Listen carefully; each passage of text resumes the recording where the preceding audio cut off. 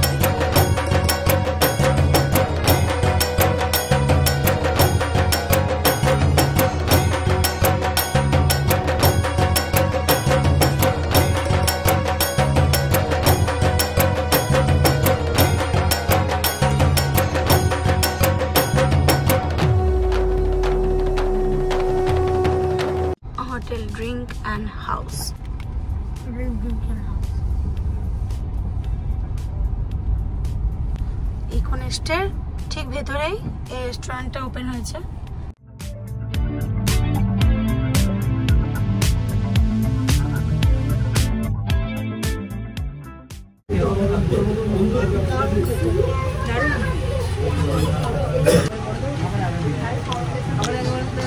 কেমন খেতে মন? ভালো। মিষ্টি কেমন খেতে?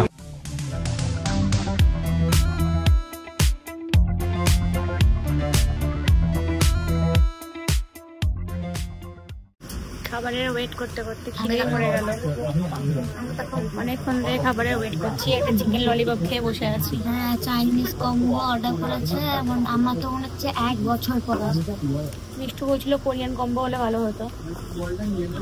আমাদের ইন্ডিয়ান কম্বো। না, ইন্ডিয়ান কম্বো জীবনে না। তোকে ইন্ডিয়া থেকে তাড়িয়ে দেওয়া হবে।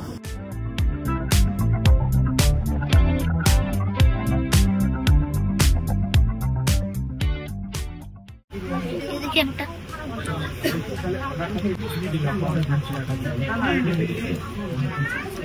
10 out of 7। কত? 10 out of 7।